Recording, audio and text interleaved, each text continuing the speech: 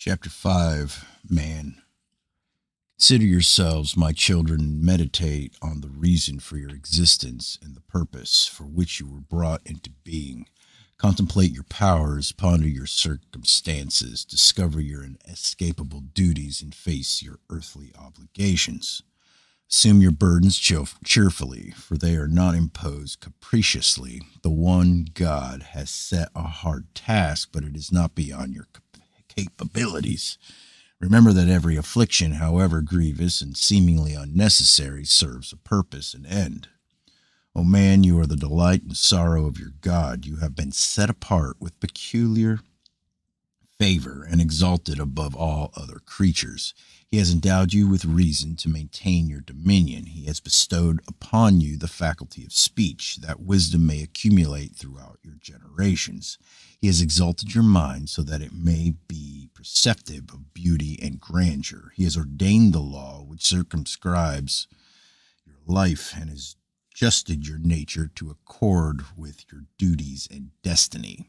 Each man is an individual work of God, his mind a fragment of his will. The breath of God gives him life. The soul God formed you as he fashioned the beasts of the field and forest.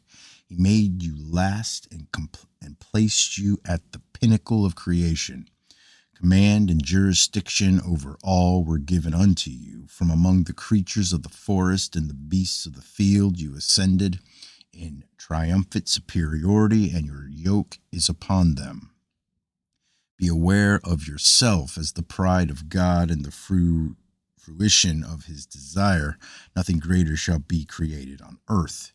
You are the vessel containing the essence of divinity, fashioned with the clay of matter. Behold, you have even the nature of God within you and partake of his substance. Remember, therefore, your superior estate. Maintain the pride and dignity befitting your position, and descend not to any mean or degrading thing. Remember, my children, that every man, whatsoever his nation or estate, is a man. Therefore, never degrade anyone, for even the least among men is a candidate for godhood. Man can be whatever he wills. Subject to the law, there is no limitation on man's potential achievements. Shoot for the moon and not for the treetops, for nothing is beyond your reach. Did God appear to man on earth, and man cast a spear at him, he would not blast man with wrath, but admire him for his audacity.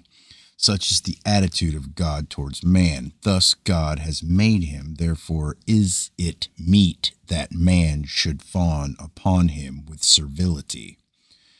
Man has the powers of reason and decision. A wise father delegates responsibility to his children, and God does not unduly interfere in the affairs of men. Man is the Lord of creation and the heir to godhood.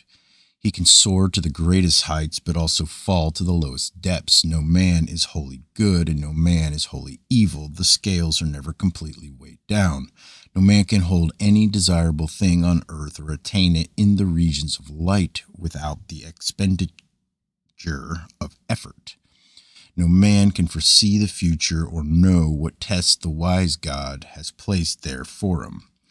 O man, mark this well, never forget your goal of godhood, but vaunt not your godlikeness. For the beast dogs your footsteps, and animal clothes your soul. You dwell beneath the dark shadow of the cloud of mortal ignorance. You live in a twilight dream state. You are deceived by your senses. You dream and say this is reality. You reason and are afraid, but know that all things real reside in God, and his wisdom stands beyond the bounds of reason. He has established the foundations of truth and reality for eternity. My children, man is not flesh and bone alone, but something more, something far greater than he can ever conceive at present. The eagle soars in the air above, not knowing that soon he will descend to earth and rise no more. The lion is unaware of the worms that will consume it, and the ox knows not of the slaughterhouse.